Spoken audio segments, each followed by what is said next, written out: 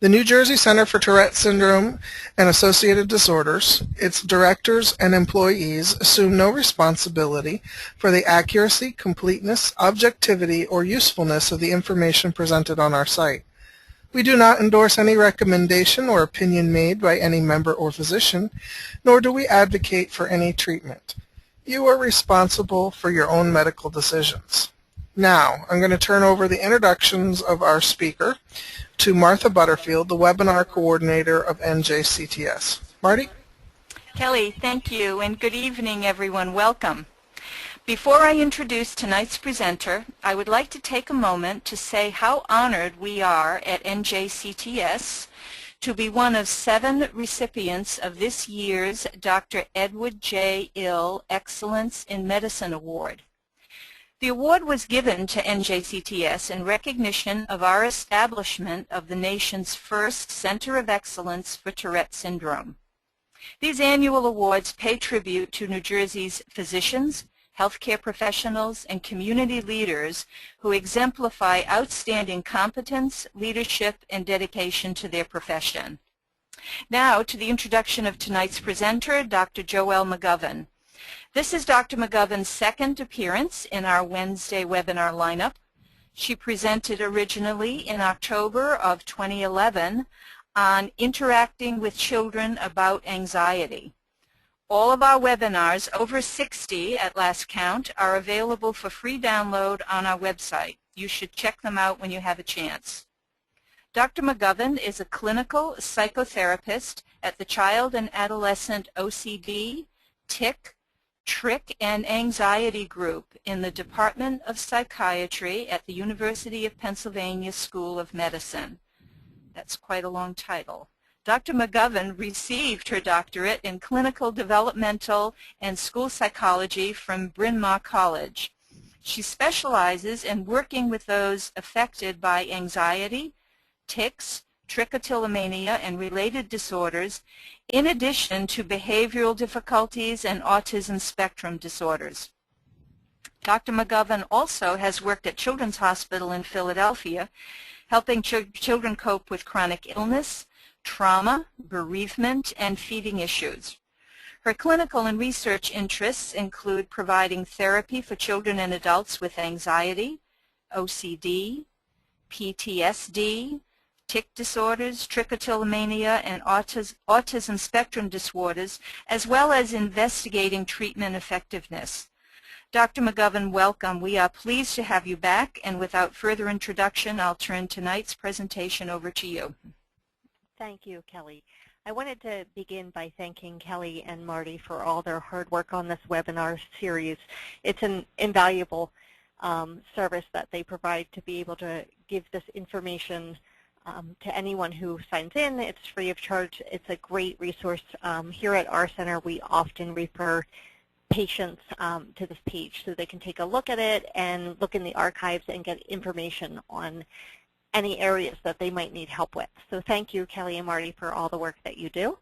And welcome everybody who signed in tonight to listen. I'm going to run through the sort of CBT, the cognitive behavioral model of treatment for OCD, and the reason I'm going to run through that model is because that's the one we use here at our center, and it's been empirically shown to work with children, typically anywhere from 60 to 80% of the clients who go through treatment get anywhere between 60 to 80% reduction in symptoms on average. And so I'm going to run through that model, but with the lens of treating younger children and incorporating families into treatment. So the first thing is just a little bit of psychoeducation around what is OCD. You really want families and children to understand what's going on with themselves or with their child, and the child to understand what's going on with themselves so that they can communicate about it and help see the model that they're going to work on in order to reduce the symptoms of OCD. So here is the definition of OCD here. The important thing about obsessions is that they're basically, usually they're thoughts, sometimes they're impulses or images, and they get stuck. They're persistent and they're distressing. The compulsions are usually done in order to either neutralize the anxiety, reduce stress, or prevent a dreaded outcome that was part of the obsessive thought. And they tend to be repetitive, either behaviors or mental acts. Avoidance, you see a lot in young kids, and it serves just the same as a compulsion, but it's almost, instead of doing a compulsion in response to the obsessive thought, they try to just make sure the obsessive thought never comes. So they just avoid doing things that would trigger that obsessive thought. And the biggest important thing to remember with compulsions is that they are not pleasant. Children do not want to do them. They feel driven to do them because the rituals that they're doing relieve anxiety. And so it's not something they're doing over and over because it's pleasurable to them. It's really a function that they use to reduce their own anxiety. And often with kids, we have them think of obsessions as false alarms, compulsions as a way to kind of respond to these false alarms, even though they don't have to. And avoidance is just doing something to prevent the false alarms from even happening. So with little kids, with everyone really, but also with young kids, it's very important to start differentiating a little bit between what's OCD and what's not, because there are common childhood rituals that kids do that are soothing, that are good. They're a great part of their life. Kissing your mom goodbye every day at preschool is a good ritual. It's not something you'd want to remove. And there are times when kids are anxious because there's something going on in their life, and they need some rituals put in there that comfort them, and that's fine too. And so being able to differentiate OCD from these normal childhood rituals is important. The things to look for are things like timing, content, function, and impairment. So does the ritual, does it make sense for that age? A 4-year-old kissing mom goodbye for preschool every day makes sense. If it's a way older child that's doing it at a time that most kids are not doing that anymore, and they become really distressed if it doesn't happen, then that timing developmentally doesn't make so much sense. Content tends to be a little skewed in OCD. Often it's not so typical. It's a little bit of a logic stretch. So sometimes if it doesn't make sense, that's a tip-off that it could be OCD. The function of the compulsion, again, matters. So if they're doing it to relieve anxiety, a child who's young that's doing something over and over and over because they enjoy it is very different than a child who's doing something repetitively in order to relieve their anxiety. And then the severity with which it presents itself and the amount of distress that happens if the child can't engage in the compulsion.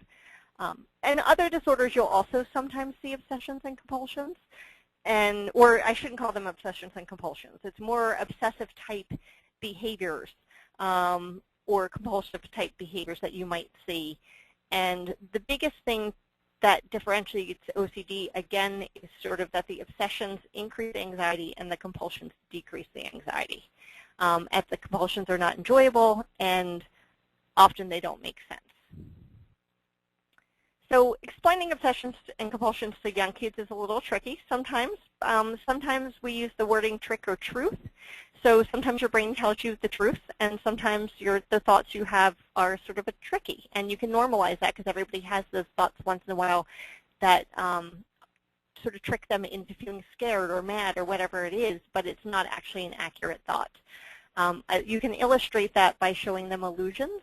There are lots of sites, websites you can go on and look at illusions and see how looking at the illusions can trick your brain into seeing one thing or another thing.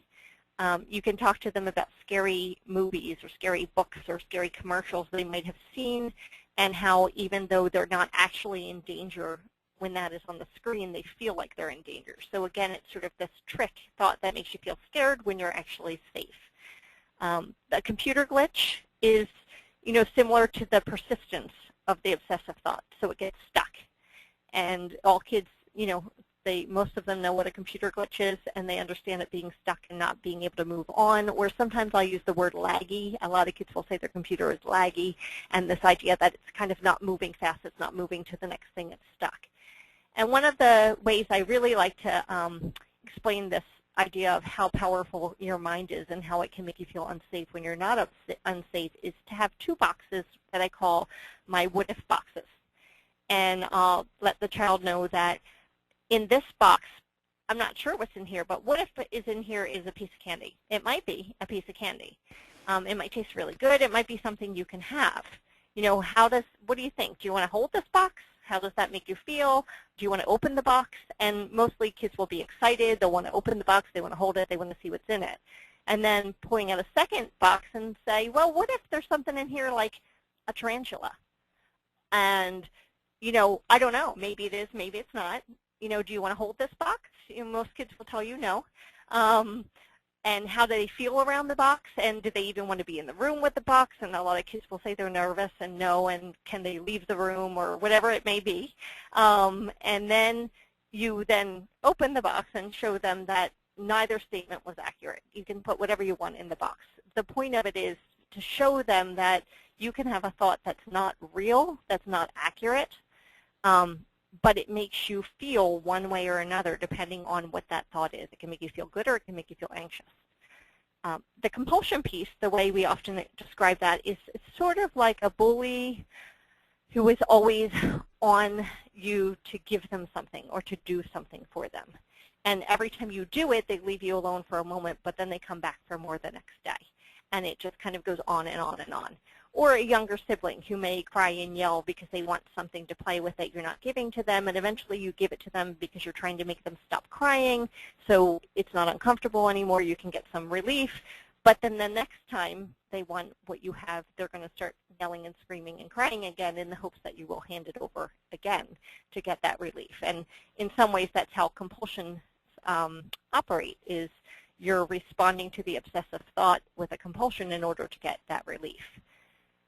And throughout this, you want to talk to adults about sort of validating how real the thought feels and how real it feels like you have to respond to it. Because it's important for parents, teachers, whoever's out there to understand that it's not so much the content of the obsession that matters, it's sort of the fear that it brings. And so it feels real to them. So to be able to connect with them, even though it doesn't make sense, and understand that this fear feels like it actually could happen, is a good way to connect with the kids and get them to kind of be able to then join with you to engage in the treatment in order to help reduce their symptoms. So the cycle of OCD that you want to explain to families is this idea that you have these obsessive thoughts that lead to uncomfortable emotional feelings, sometimes physiological feelings, which then leads to a response, which is the compulsions or the avoidance, which leads to temporary relief.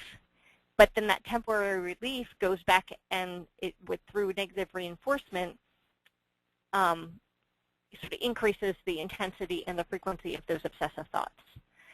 So when the child gets that relief, they don't really learn anything. They don't learn they could have managed it without doing the compulsion. They don't learn the terrible thing they thought of is not going to come true. They just feel relieved that they've stopped this thought, they've stopped this anxiety, or they maybe think they stopped the terrible consequence from coming true.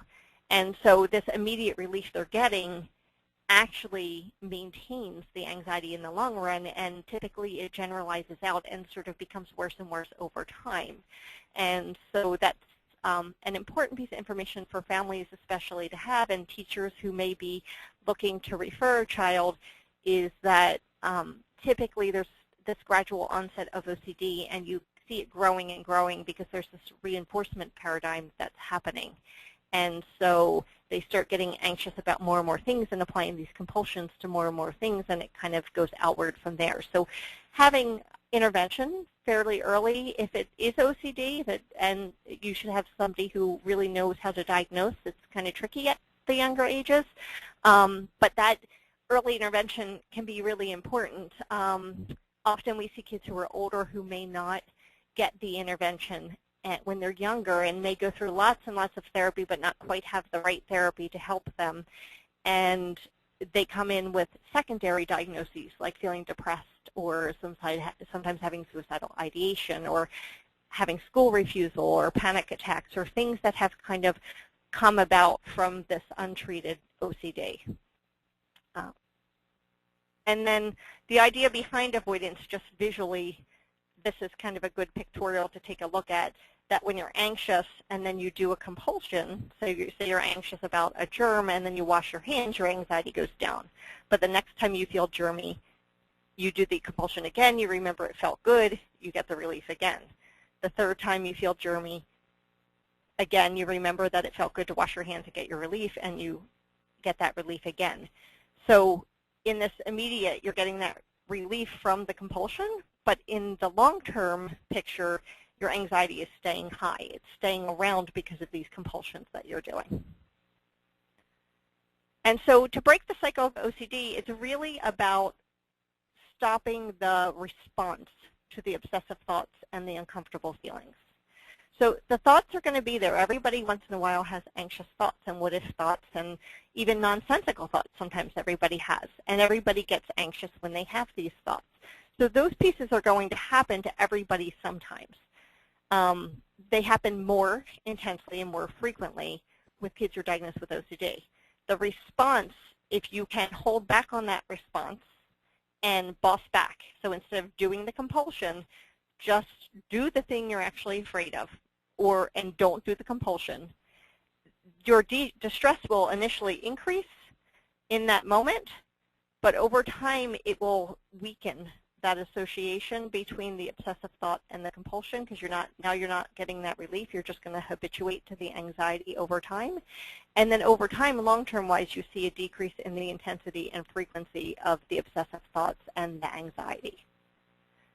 So again, this is just a nice pictorial of if you do a repeated exposure where you do the thing that you're afraid of, so you touch the germy door and you don't wash your hands the first time, your panic peak is going to be higher, and then each time you do it, you're going to get less and less nervous, and by the end, it's going to cause little to no anxiety in you. And if you think about just any fear, if somebody has a fear of public speaking, the more they speak in public, the less anxious they are about it. Or if they're afraid of diving off the diving board, the more they practice it, the less anxious they become about diving off the diving board. And you just habituate to anything that you're afraid of if it's really not dangerous, and you do it over and over.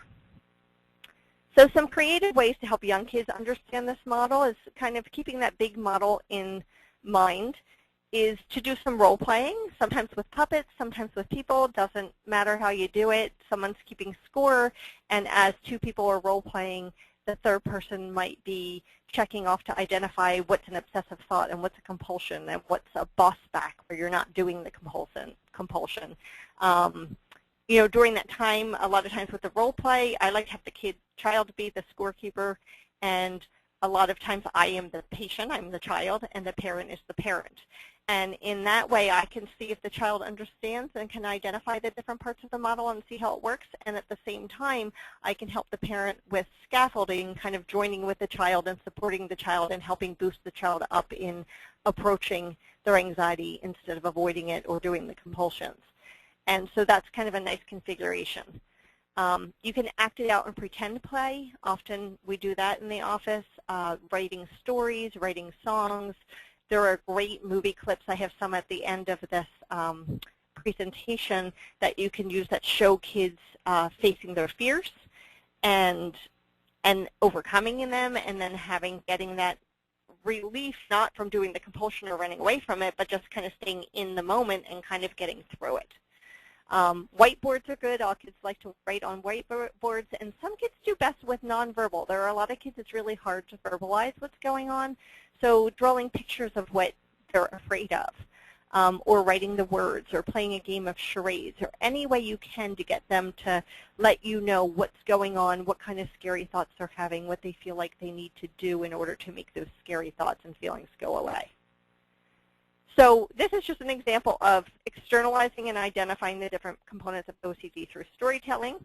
The idea of naming the OCD something. So this child named the OCD the goblin, and had written because these thoughts made her feel worried and to feel like she had to do something to make the worry go away.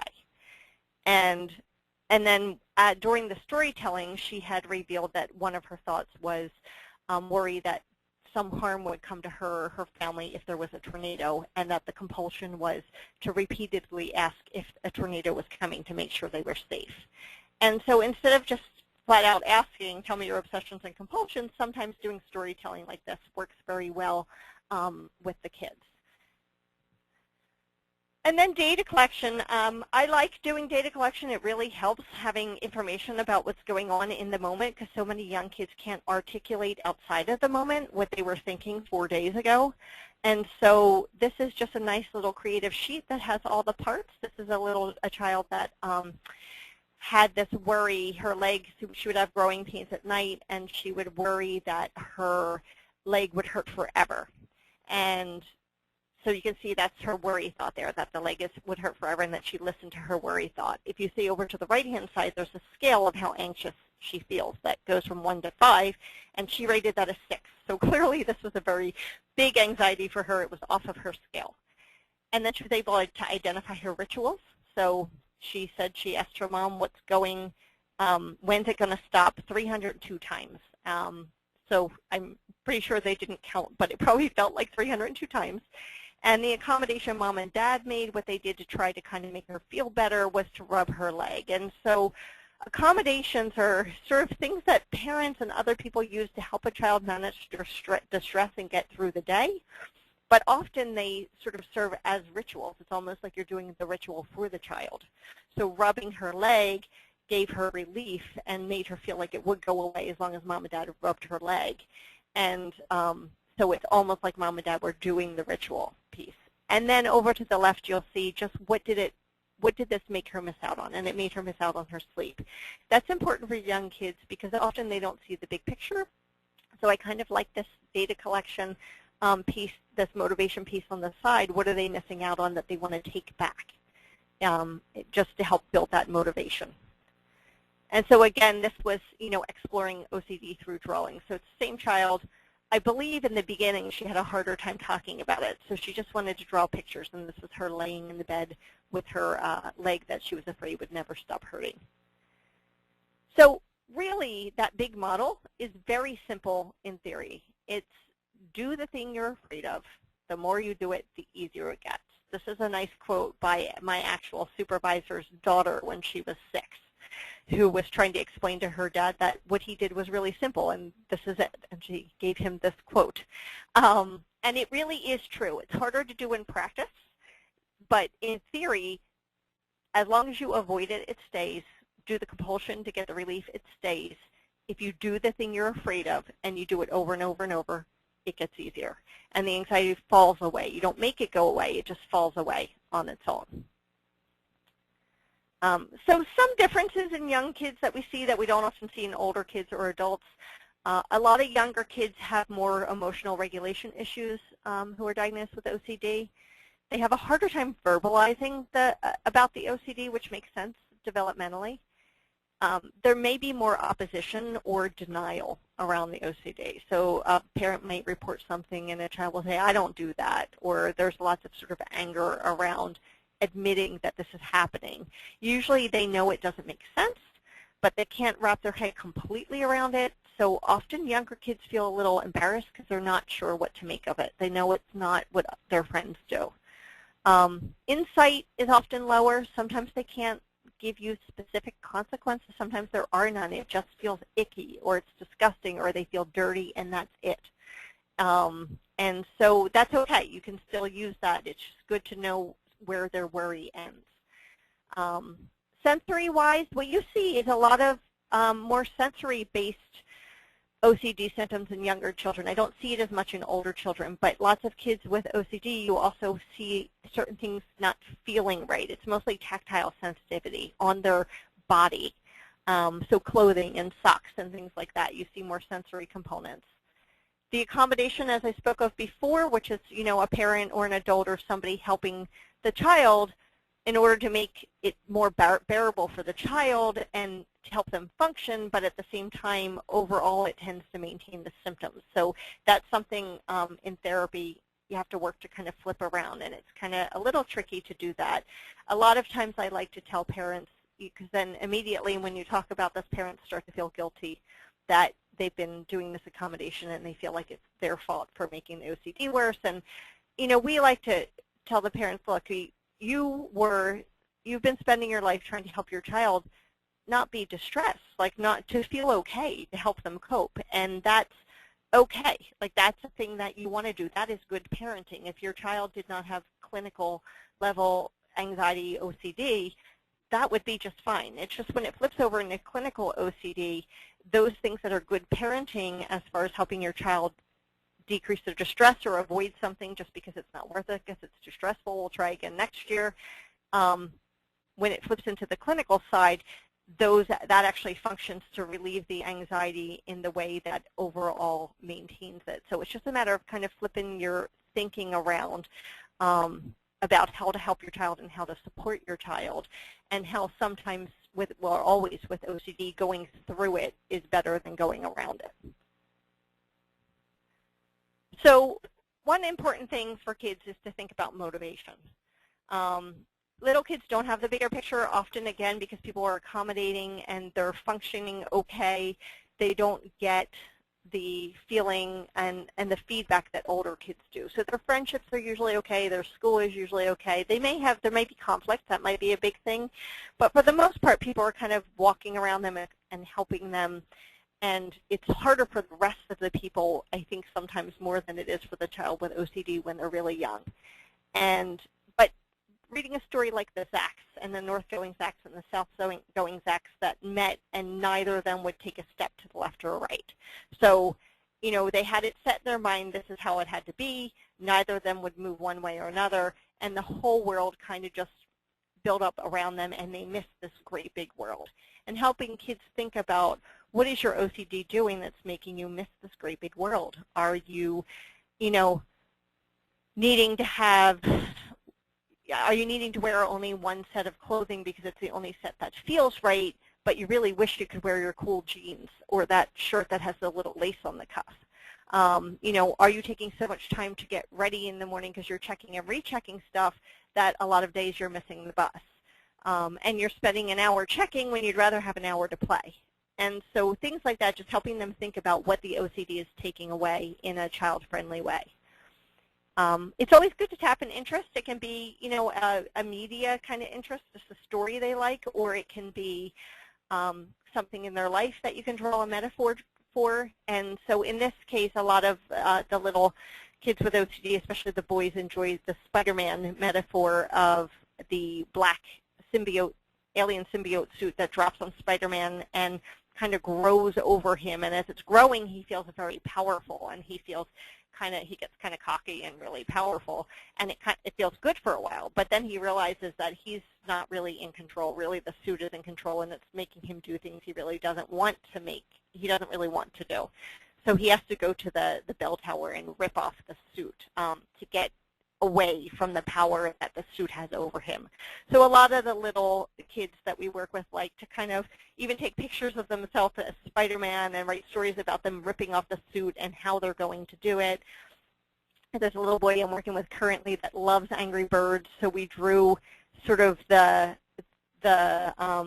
birds, and the birds are him and his support team, and then the pigs, and the pigs are all the OCD symptoms. And we're sort of knocking off the symptoms one by one with the Angry Birds.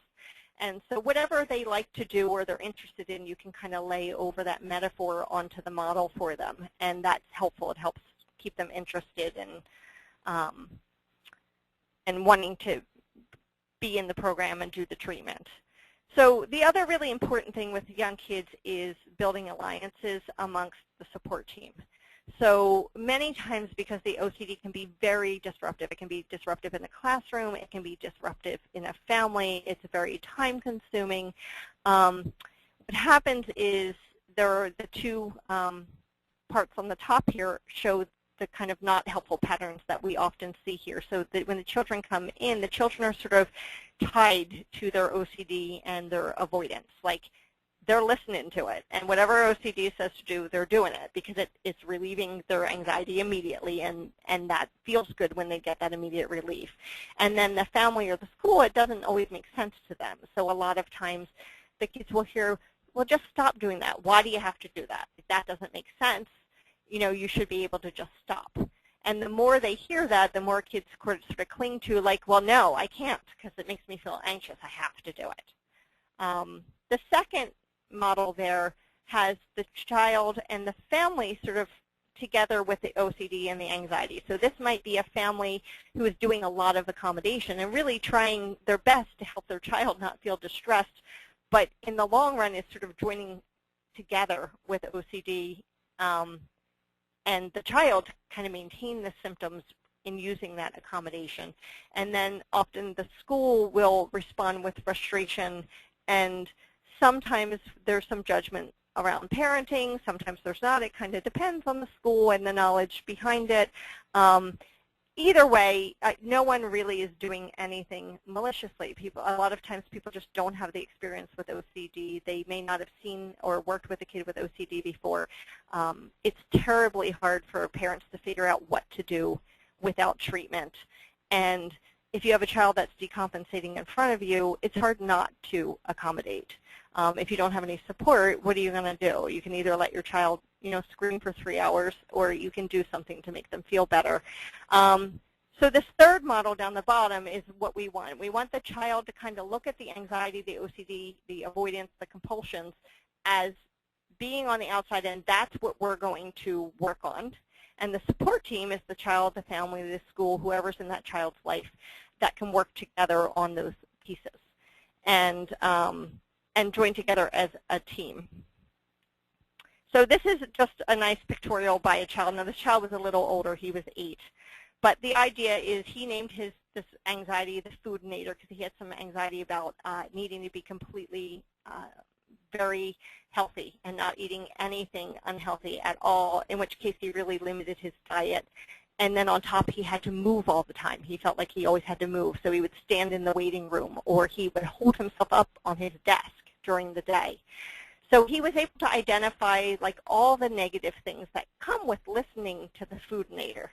And, he started feeling depressed. He started getting teased because he was too thin. He worried about, later it could affect his bone loss. He could become anemic, things like that. And then over to the side on the left, you'll see his little support team. So it's his family in capes and just me off to the side there. And in this picture, he has all of us working together to boss back the OCD, to boss back the anxiety.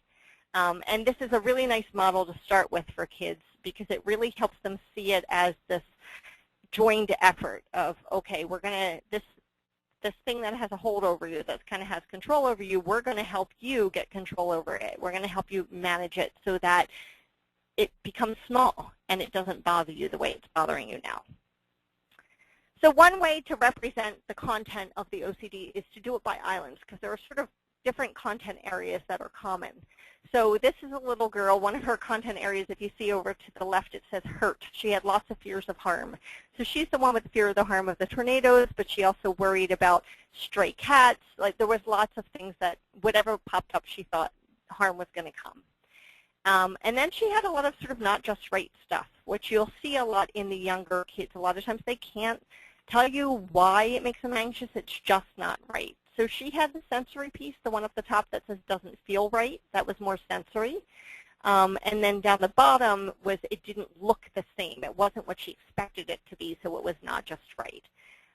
And here she had color-coded. The OCD was red. So the OCD was the boss of these islands, and the green represented her. And she had very little control. So the OCD was like king and the boss of these islands, and she really was just kind of a pawn on the island being pushed around. And then you take those islands of content, and then in each of those islands you create a hierarchy. And this is so it makes treatment manageable. So you want kids to start at a level where it makes them anxious because you need them to habituate. You need them to get used to the thought. So if they're not anxious, it's really not doing anything. But just a little bit so that they can manage it. And I'm not going to run through this whole thing. You can take a look at it on your own. But these are two very common areas, the not just right area and the contamination area. And you can kind of see how the hierarchy goes from easier down to harder with these kids and what they needed. These are different things that we worked on each week. And so we kind of gradually just worked up our way up the hierarchy. When you get done this hierarchy, you work on the next one in the next content area. So building tolerance for emotional and physiological discomfort is good because you really want the kids to kind of reframe how they're seeing discomfort.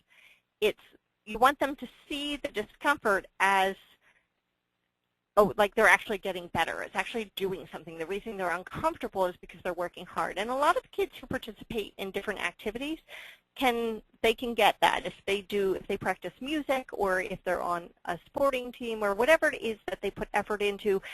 during those times they may or may not want to be doing what they're doing. They may or may not like it. It may be difficult to do. It may be uncomfortable to do, but they do it. And they do it because they get better at whatever it is they're practicing. And so that discomfort is a sign that you're actually improving, that you're getting better. It's a sign that you're challenging yourself. So if you can help kids reframe this discomfort as, oh, cool, I'm feeling anxious. Like I am changing my brain right now. I am changing the pathways in my brain and the way I think. And that's why I'm uncomfortable. Then it just kind of reframes the way they see it into a positive. You can do play-based activities around cognitions and acceptance of discomfort. So sometimes we'll do, puppets, and I'll have the OCD puppet, and the OCD puppet will be, shouting out the worries at the child that the child has, and the child will get to boss back the puppet and talk back to the puppet. And, I make the puppet be very challenging, even if they say, well, I know that's not the truth. I know I can't trust you. Like, that's just a thought. It doesn't mean that's true. I will make the puppet say, are you sure? How do you know for sure? Maybe this one time it's true, because that's what their thoughts are doing. So you want them to be able to think in their head how to talk back to those worry thoughts that are not accurate.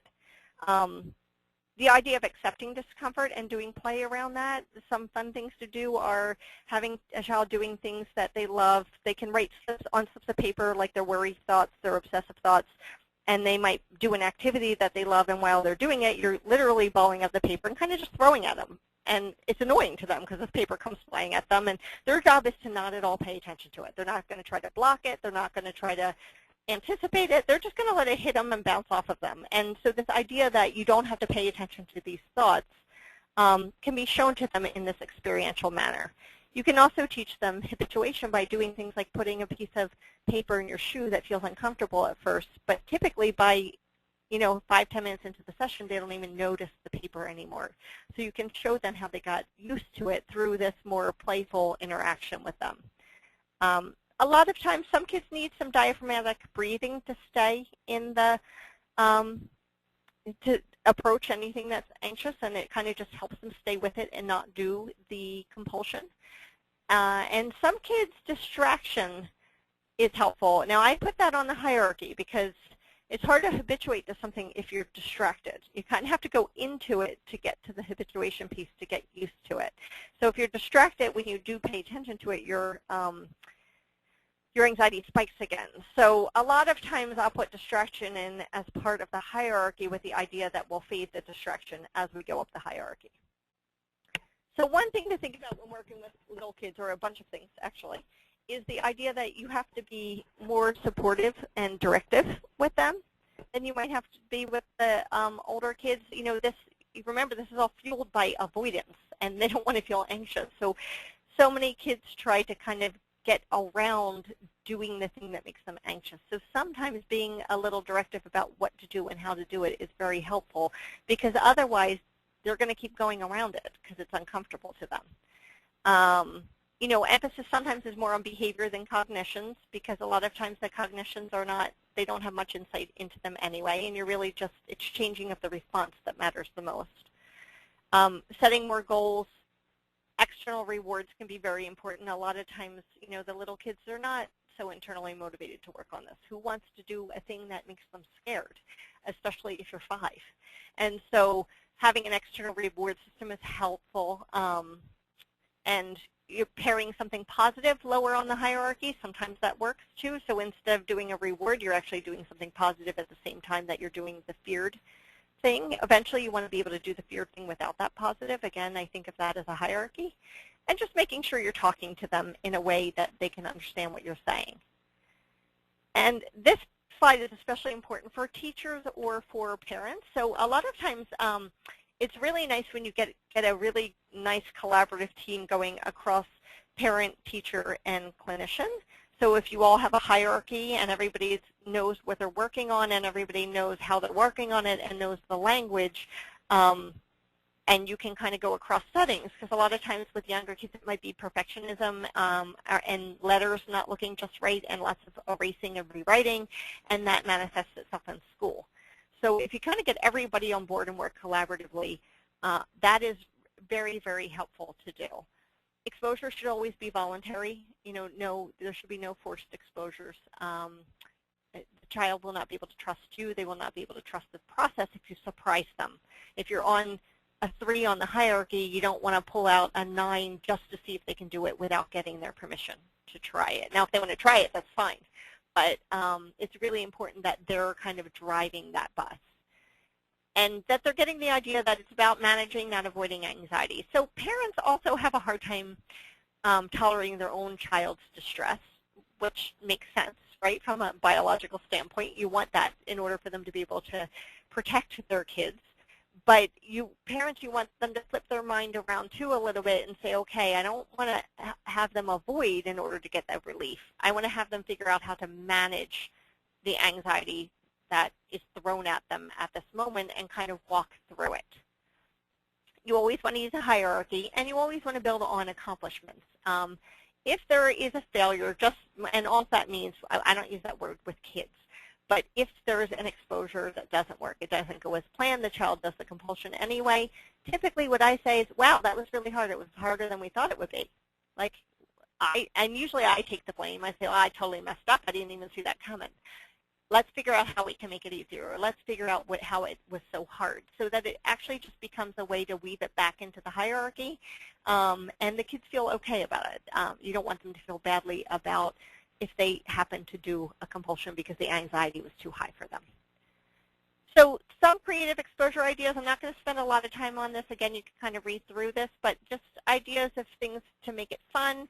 Sometimes kids worry about contamination, so we'll do a tic-tac-toe board with tape on a desk and play it with cookies, and then we eat the cookies. So for a lot of kids, eating a cookie directly off a desk, especially one that other people have touched, is going to be anxiety-provoking. Decision-making, slowness, things like beating the clock, flipping a coin, fear of harm to others. Some kids think if they think in their mind, oh, someone's going to die today, that somebody's going to die. And so a lot of times I'll have kids send me an email or let me know before they leave, you're going to die on Wednesday in this way. And sometimes it's sort of, we make it silly and outrageous and kind of funny in a little way. But, then they come back the next week and we're like, oh, you can't kill people with your thoughts. Who knew? And, you kind of play with that humor in it, and they start to see it's just a thought, and just because it's a thought doesn't make it true. The bottom one I wanted to talk about a little bit, the fear related to magical thinking. So a lot of times kids have, and that sort of just explained it in one way, what I just said, is they have this idea that if they think it's true. So if they think someone's going to die, they're good enough as dead because they thought it. Or there was a girl that I worked with that thought that if she drank the milk that her father poured, she would turn disgusting. And she knew it made no sense. And she loved her dad dearly, and she wanted to be able to drink the milk he poured. She knew it made no sense to her, but she was really afraid she was going to turn disgusting. And so for her, what we did was her whole family and myself and a couple other therapists in the office, we poured milk in little cups and labeled them at the bottom, and she did a taste test to see if she could taste which one her dad's milk, the milk her dad poured was. And the cool thing was she was willing to drink it, so that was doing the exposure. She got to see she did not turn disgusting after she drank it, and she was not able to pick out which one her dad actually poured.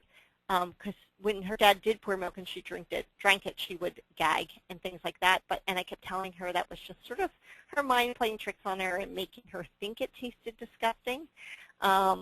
And then when she did this contest, she kind of found out that was true because the milk that Dad poured tasted just fine when she didn't know he had poured it. And this is the tornado piece too. This is just sometimes, again, to keep kids focused on what they're worried about. She was worried about tornadoes, so we did a worksheet, and we would go outside, and we would all talk about what we think is cool about the rain and wind. And she saw the trees blowing, and she thought that was pretty. It doesn't really matter. You can't really read what's on here, but just the gist is this is a way to keep her focused on what she's worried about, but in a positive way, and to help her stay within that exposure. So supporting parents through this is really important. Again, it's really hard to for parents sometimes to do this with their kids because sometimes parents themselves have their own anxiety or their own OCD symptoms, and it helps that. Other times it's hard to see your child suffer and feel scared.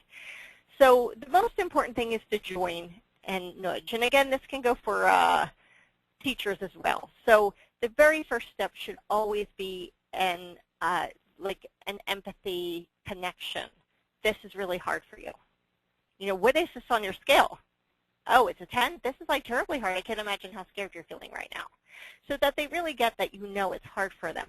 And then you kind of scaffold. Then you go upward. Well, what can we do? Do we think it's OCD?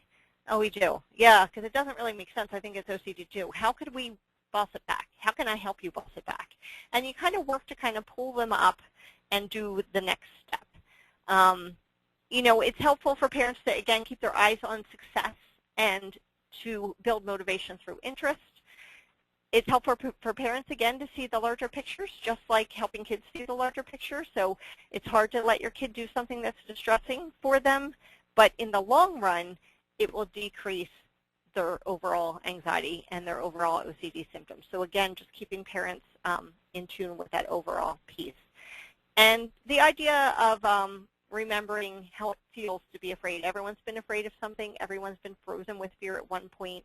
Again, content doesn't matter. Your body doesn't care about content. Your body is responding to the anxious thought. So for them to really tap into what that felt like for them would be important to help with the kids. This is just an example of a reward sheet that could be used. And again, with young kids, sometimes it's important to have this external reward. It's really hard work for them to do this, and that's how we present it, that this is really hard work, and we're building in rewards because you are working, you are doing hard stuff. And they do it every week. So we would practice something in the office, and then they go home in between, and they would practice. So this is a little girl. She only had one pair of shoes she could wear. She only had 4 dresses she could wear, and she had to put like 4 towels in the neck of the dress for 20 minutes before she could take it off and wear it. And it was all because it didn't feel right. So these were the different things she was going to practice. She practiced them in the office, and then she was going to practice them and wear them each day. And then if you remember from the beginning, the data sheet we had when we were tracking what the obsessions and compulsions were and how you gave into OCD, this is on the other end when they're doing these practices, then what happens. So here she has, this is about her leg hurting again. At this point, it only lasted 20 minutes, which was good because in the beginning when she was feeding the OCD, it could go on for 4 or 5 hours, multiple nights in a row. The thought she had to help her boss back was that remembering that OCD was tricking her, saying, don't let that OCD tell you it'll hurt forever, what she did to talk back to about OCD. So she just kind of talked about her brother's party. She didn't ask lots of questions about would it hurt forever, and she got her sleep back. So again, this kind of just shows the whole big model, but she gets to see it and take pride in what's happening. And this, we don't need to go through the whole thing. I just wanted to show you she had fears of harm around dogs as well as lots of other things. But if you look over to the left, it's nice because it shows you her habituation. So the first time, Thursday, when she did it, and I can't remember what this top says, but it was a lot. Like the pre and peak anxiety levels were like off the charts, and it took 4 hours for her to feel okay. And then the second time she did, it took 5 hours. I mean, it was a 5 in the beginning. Her scale was a 1 to 5, so 5 was the highest. 5 was the peak, but at the end, it was 0. So after 3 hours of kind of hanging out near the dog, it was 3 hours.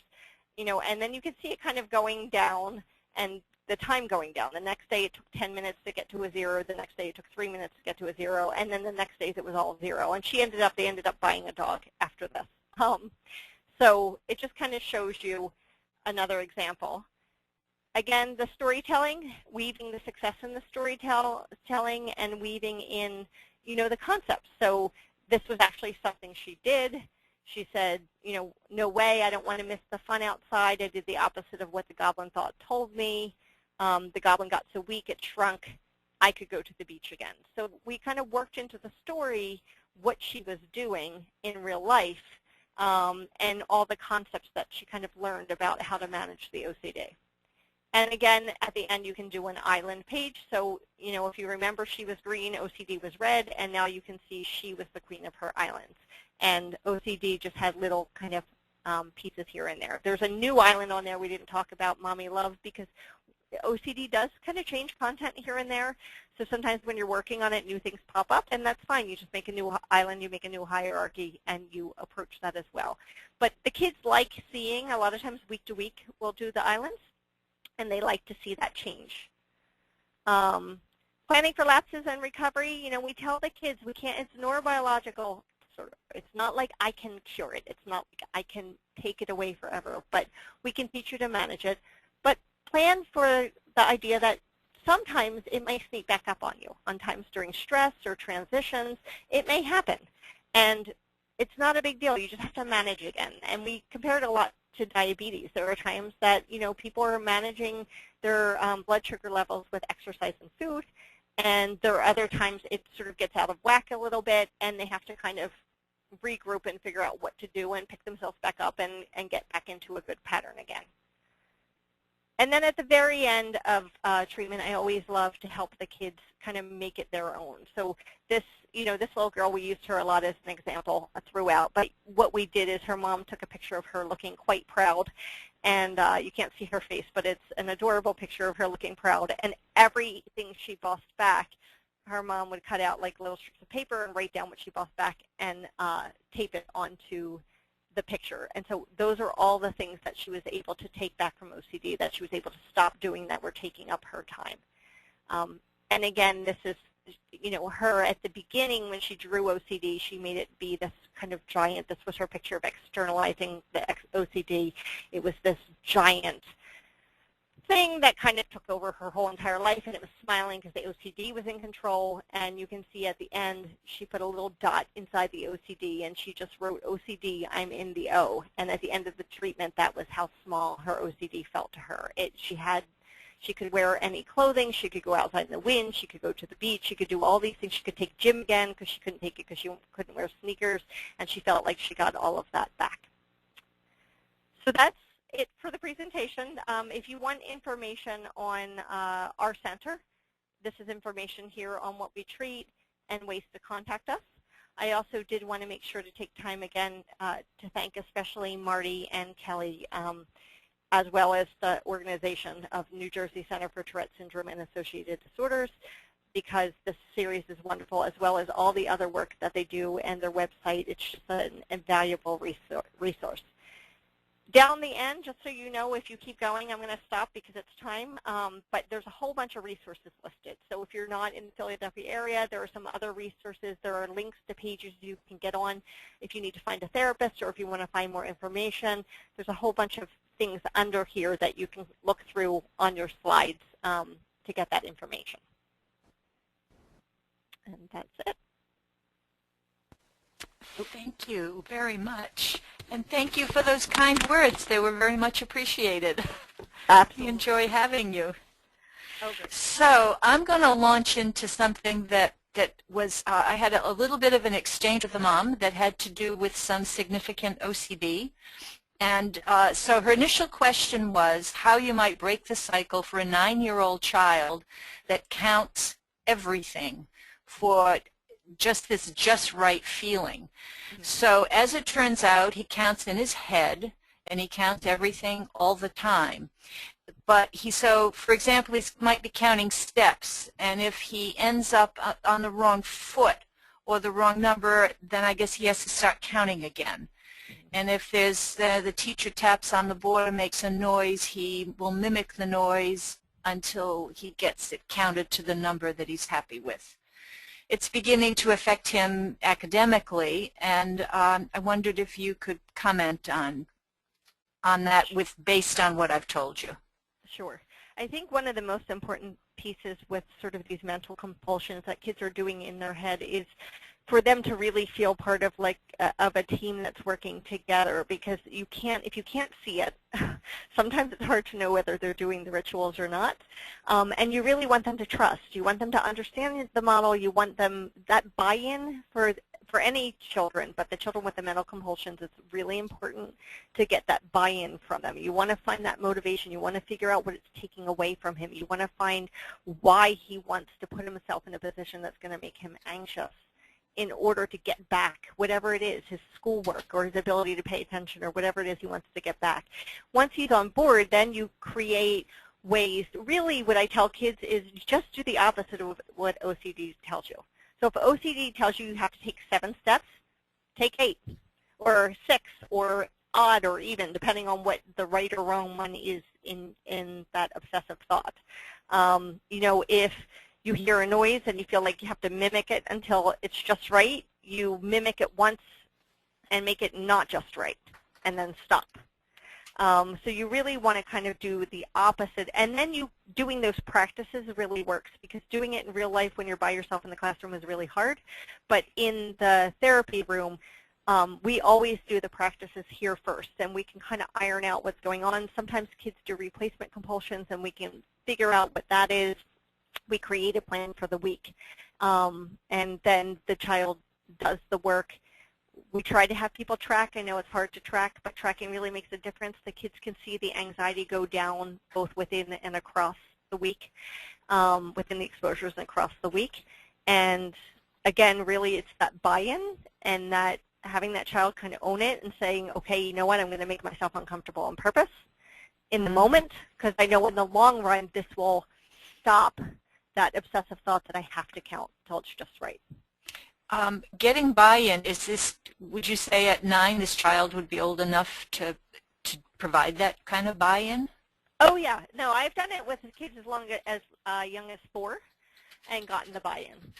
You know, some of it depends on how much it is impacting their life, right? Some of it depends on how much you can kind of find a hook, something that makes sense to them, something that motivates them.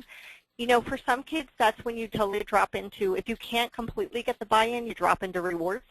Because then you've got that external reinforcement to do the work. And usually it's very clear, even with mental compulsions, because you can see sort of the disruption, even though you don't know what they're always doing in your head, you can kind of see the disruption. So it's clear whether they're actually practicing it or not.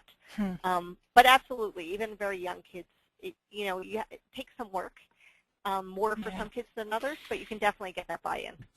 In this case, where the kid is counting in his head, you don't always know, I guess, whether they're doing it at that moment either, correct?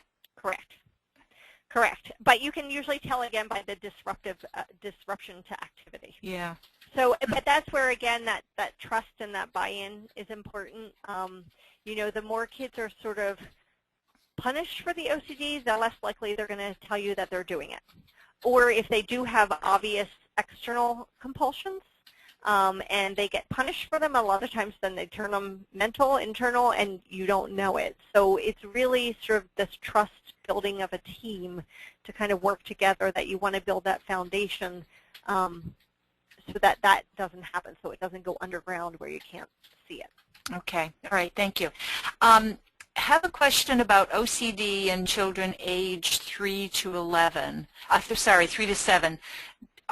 Could you speak a little bit about that as it related to a child also diagnosed with autism? Yes.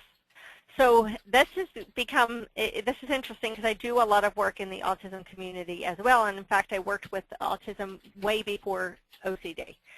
There's a lot of overlap in some areas, and so we recently did a study with 5 to 8-year-olds, and it was interesting because a lot of them had some OCD symptoms, mostly those sensory, and they're sort of not just right, like things had to be a certain way. It was very rigid.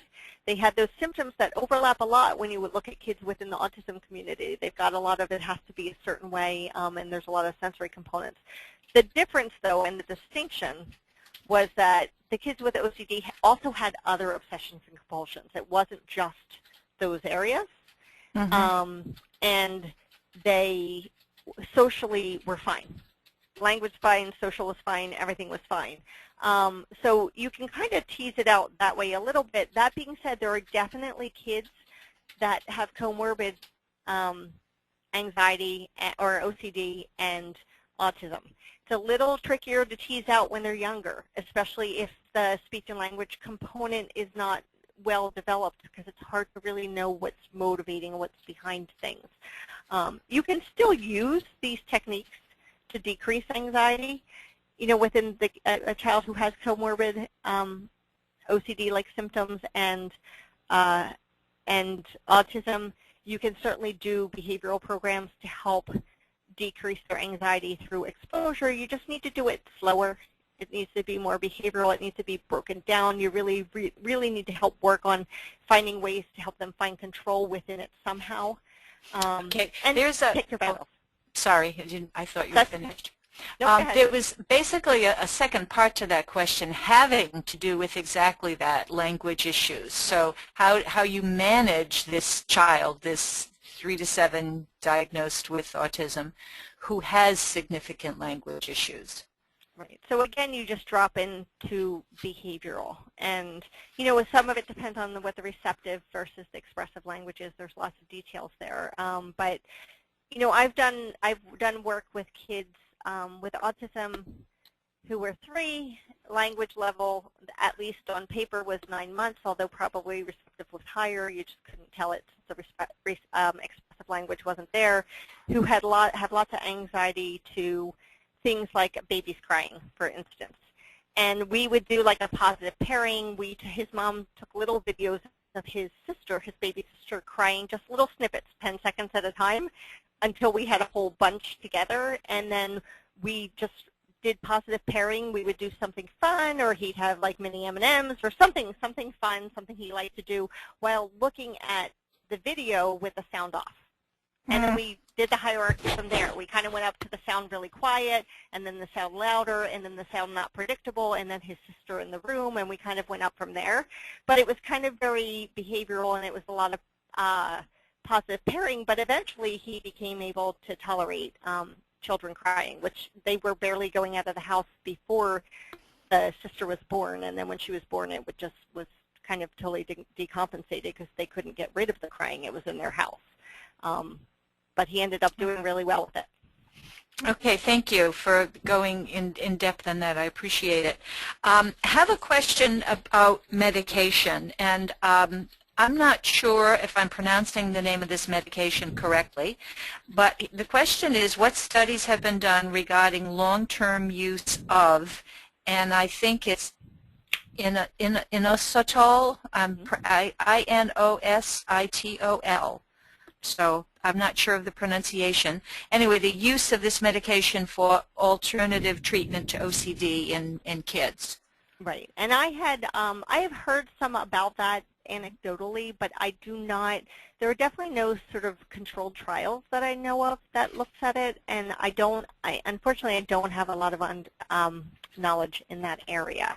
Since we're not psychiatrists, we don't do any medication prescription, and then all the alternative stuff too, we don't have a lot of information about. I do know that some families have tried it. I usually refer them to either a psychiatrist that does alternative treatments and or a medical doctor that does alternative treatments to get information.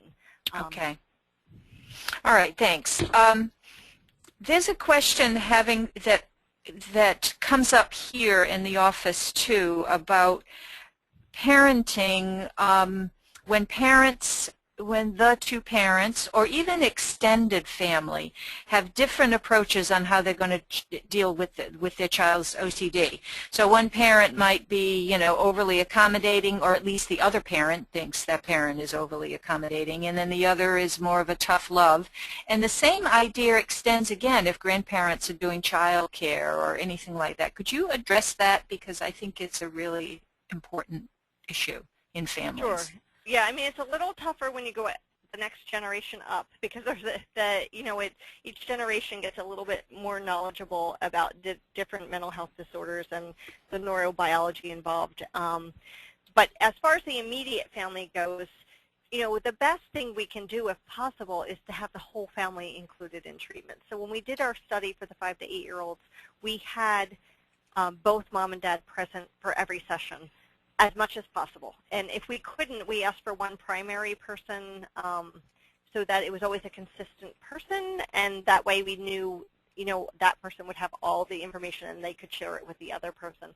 But a lot of times the session was devoted to thinking through with the parents about, their different parenting techniques and the frustration they've had either with their parenting techniques not doing what they wanted them to do, or the feeling like the other person might have been undermining what they were doing.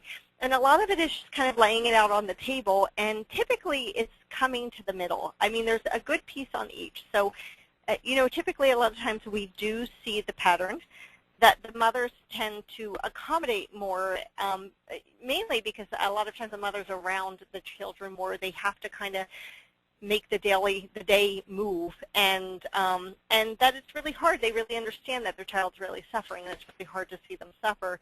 A lot of times it's more the male, the dad's position of kind of the tough love, you just can't do this, more of the disciplining. And what we typically say is, if we can come to the middle, if we can not do so much accommodation, but do it in a supportive way, not in like a consequential, punitive way, and do it as a team.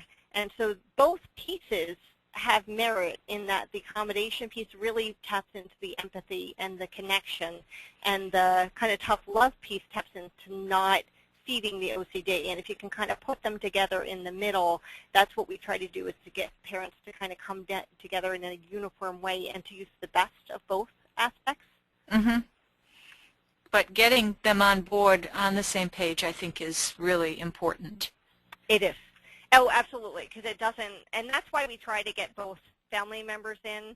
And typically, even if one family member doesn't think the other family member is doing the right thing, typically if you ask them about sort of, well, let's just think for a second about your response, do you feel like it's helpful? A lot of parents will say, well, no, that doesn't help either. So it's good to kind of just take a good look and regroup and come up together. And, I think some of it that's nice here at our center, since we do a lot of research, we can kind of pull out the research that this is, if we work in this manner together, this works. And I feel like that helps people get together behind it. If that makes sense. All right. We've gone over. I think we have time for one more question. So this question is having to do with getting buy-in. And if buy-in is so important, how would you work with a developmentally disabled child, for example, with Down syndrome? Would you talk about that a little bit? Sure. I mean, I think a lot of, even you go, regardless of development, whether it's an intellectual disability where there's delayed development, or whether the child just happens to be young, typically there are ways to get at some of those thoughts and emotions. So, a lot of play components in there, a lot of pretend play, a lot of kind of putting it out there in a way that a child can understand it. And that's not just telling them the model. And so, there are 3-4-year-olds that can pretty much tell me the model of OCD, but they do it through play. They do it in our pretend play or with puppets, and it's clear to me they get it. And then we're actually actively doing the exposures with them. So that's helpful too, because you've got that experience there. You're not just sending them home and saying, okay, now you need to go do this. We're actually doing it, and then they're practicing what you're doing in the office. And again, depending on the level of understanding, if a child is not understanding to the point of getting buy-in, that's where you go a more behavioral approach, and you do a more external reward-based program. So the child I was telling you about with the crying babies, there was no buy-in for him. There was no way he was going to buy in. There was no way I could kind of pull that out there for him. So we created a hierarchy for him. We gave him coping skills that we helped him put in while we were doing the exposures. And we paired positive things with the exposures, and we did sort of a reward-based piece too. So because it's the response to the anxious thoughts and feelings that matters, you can really go strict behavioral and still have it work. And so sometimes that's where you go with the kids who don't understand. Okay. All right. Thank you, Doctor. I think we're going to end here. Before I sign off, Doctor, I just want to ask you to tell you that Kelly's going to send you an email right now, so you should check that as soon as you sign off, okay? Because we just want to get a message to you right away. And thank you, everybody, for listening. That ends our program for tonight. Kelly, I'm going to turn it over to you for wrap-up. Thank you all for joining us on our webinar, Treating Very Young Children with Obsessive Compulsive Disorder. There is an exit survey. We need everyone attending to fill this out. The webinar blog is now open and is available for the next 7 days on the NJCTS website for any additional questions that were not covered in tonight's presentation. That website is www.njcts.org.